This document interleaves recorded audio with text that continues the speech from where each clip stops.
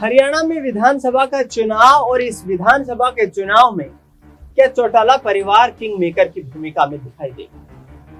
क्या बीजेपी अकेले दम पर सरकार बनाने में कामयाब रहेगी और क्या कांग्रेस पार्टी को पूर्ण बहुमत मिलता नजर आएगा? क्या इनेलो और बीएसपी का गठबंधन कारगर साबित होगा? क्या जेजेपी और आजाद समाज पार्टी मिलकर के हरियाणा में फिर से कोई बड़ा कमाल कर पाएंगी या फिर आम आदमी पार्टी अरविंद केजरीवाल के जेल से रिहा होने के बाद हरियाणा में बड़ा तख्ता पलट करने में कामयाब लेती हुई दिखाई देगी? ये तमाम सवाल खड़े हो रहे हैं और इन तमाम सवालों पर चर्चा करेंगे, इन तमाम पहलुओं पर चर्चा करेंगे, विस्तार पूर्वक चर्चा करेंगे कि किस तरीके से आने वाले वक्त में बीजेपी और कांग्रेस की अकेले दम पर चुनाव लड़ते हुए मुश्किलें यहाँ पर कम होने का नाम नहीं ले रही हैं। दूसरी ओर किस तरीके से तमाम क्षेत्रीय दल और छोटी राजनीतिक पार्टियां अपनी भूमिका को लेकर आश्वस्त नजर आ रही हैं। तो शुरुआत करेंगे चौटाला परिवार से। चौटाला परिवार के सबसे अधिक सदस्य इस विधानसभा चुनाव में अपनी किस्मत आजमा रहे हैं, दांव खेलते हुए नजर आ रहे हैं। आपको बता दें कि दिग्विजय सिंह चौटाला और दुष्यंत चौटाला दोनों जननायक जनता पार्टी के नेता हैं और दोनों चुनावी मैदान में हैं। इसके साथ साथ आदित्य चौटाला, रणजीत सिंह चौटाला, अभय सिंह चौटाला जैसे चेहरे भी चुनावी मैदान में ताल ठोक रहे हैं। विधानसभा चुनाव की तमाम तैयारियां पूरी हो चुकी हैं। तमाम उम्मीदवारों ने अपने नामांकन दाखिल कर दिए हैं और 16 सितंबर आखिरी तारीख निर्धारित की गई है जिस वक्त उम्मीदवार अपने नामांकन को विड्रॉ कर सकते हैं। लेकिन चौटाला परिवार पर विशेष तौर पर यदि चर्चा की जाए तो चौटाला परिवार इस विधानसभा चुनाव में आश्वस्त है। यदि अभय सिंह चौटाला की बात की जाए, इनेलो की बात की जाए, तो अभय सिंह चौटाला तो कहीं ना कहीं किसान वोट बैंक को साधने की कोशिश कर रहे हैं। साफ तौर पर अपने चुनावी प्रचार में जिस तरीके की बयानबाजी का इस्तेमाल कर रहे हैं, उनका कहना है कि जब प्रदेश का किसान दिल्ली की सरहदों पर बैठा था उस वक्त मैंने अपनी जो विधायक की कुर्सी थी उसको त्याग दिया था, किसानों के समर्थन में मैंने अपना इस्तीफा दे दिया था। हालांकि फिर से उपचुनाव इलाहाबाद में होता है और अभय सिंह चौटाला जीत दर्ज करते हुए दिखाई देते हैं। बीएसपी के साथ गठबंधन कर लेते हैं। करीब 37 ऐसी सीटें हैं जो कि एससी बहुल्य सीटें यानी कि अनुसूचित जाति के वोट जो हैं वहां पर निर्णायक भूमिका में रहते हैं और अभय सिंह चौटाला की कोशिशें ये कि उस एससी वोट बैंक और जाट वोट बैंक का फायदा उठा करके हरियाणा की राजनीति में कम से कम किंग मेकर की भूमिका में तो अपनी उपस्थिति दर्ज करवाई है। दूसरी तरफ चर्चा करें तो जननायक जनता पार्टी, आप बखूबी वाकिफ है कि 2019 के विधानसभा चुनाव में जब बीजेपी को पूर्ण बहुमत नहीं मिलता है तो उस दौरान दुष्यंत चौटाला का समर्थन मांगा जाता है। दुष्यंत चौटाला के पास उस वक्त जो है 10 विधायकों का संख्या बल मौजूद था। 10 विधायक उनकी पार्टी से जीत करके आए थे और उन 10 विधायकों के संख्या बल की मौजूदगी के चलते दुष्यंत चौटाला गठबंधन सरकार में शामिल हुए, खुद डिप्टी चीफ मिनिस्टर बने और 10 भारी भरकम महकमे उनको मिले।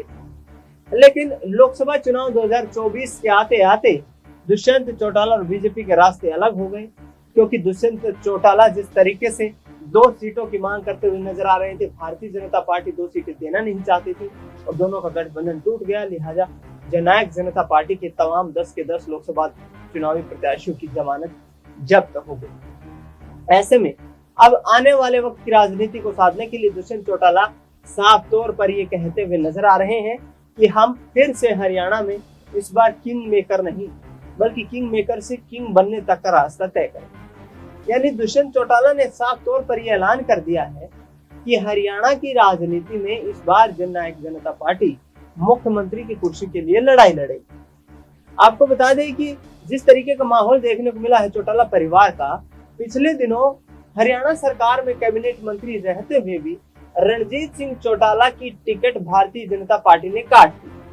हिसार लोकसभा सीट से उनको चुनावी मैदान में उतारा गया था बीजेपी की टिकट से और चंद महीने या 3 महीने के बाद ही जब विधानसभा चुनाव की बारी आई तो रणजीत चौटाला को धक्का देते हुए नजर आए। रणजीत चौटाला ने निर्दलीय प्रत्याशी के रूप में रानिया विधानसभा सीट से नामांकन दाखिल किया। उस नामांकन प्रक्रिया के दौरान हरियाणा के पूर्व मुख्यमंत्री रणजीत सिंह चौटाला के बड़े भाई ओम प्रकाश चौटाला वहां मौजूद रहे। उनका आशीर्वाद रणजीत चौटाला ने प्राप्त किए। इस दौरान आपको बता दें ओम प्रकाश चौटाला की मौजूदगी में दिग्विजय चौटाला भी मौजूद थे। करण और अर्जुन चौटाला भी मौजूद थे और इसके साथ साथ आदित्य चौटाला की भी मौजूदगी वहां पर थी।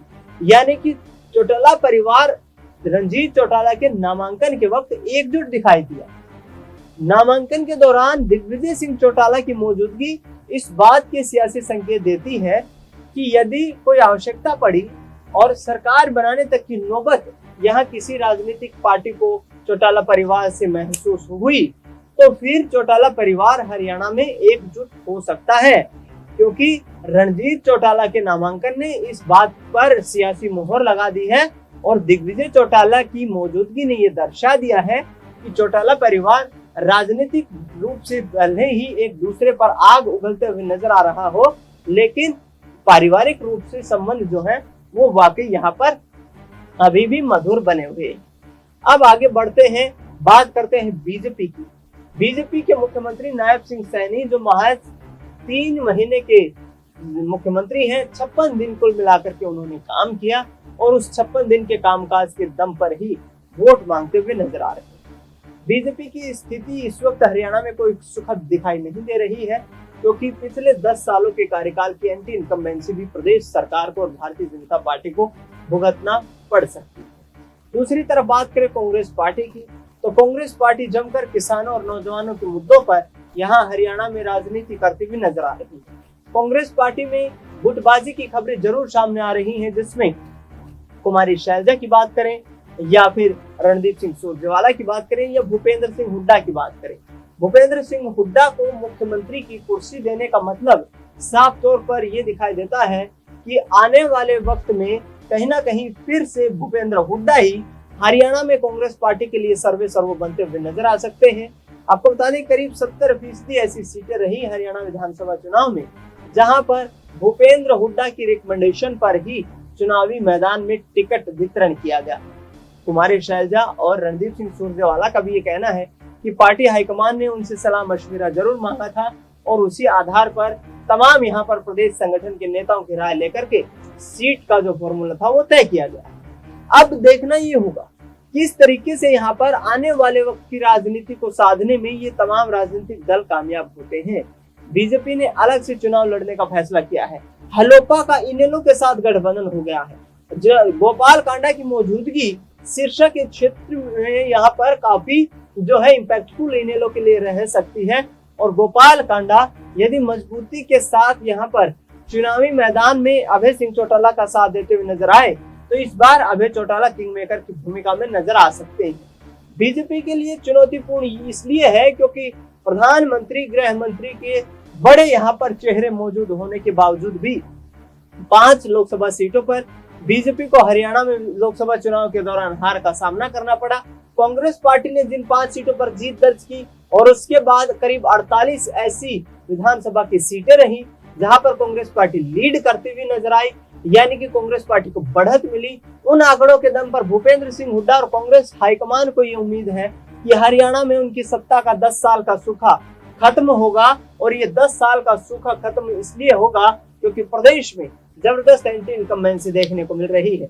ग्राउंड पर पूरी जिम्मेदारी कुमारी शैलजा, रणदीप सिंह सुरजेवाला, हुड्डा फैमिली ने संभाली हुई है और हुड्डा पिता पुत्र के यहाँ पर सक्रिय होने के चलते तमाम राजनेताओं का ये भी कहना है कि हरियाणा की राजनीति में यदि कांग्रेस पार्टी सरकार बनाने के करीब पहुंची तो उसमें बहुत बड़ा योगदान यहाँ पर भूपेंद्र हुड्डा परिवार का रह सकता है। इस पूरे मुद्दे पर आपकी क्या राय प्रतिक्रिया हमें कमेंट बॉक्स में जरूर बताएं। फिलहाल के लिए इस खास कार्यक्रम में इतना ही।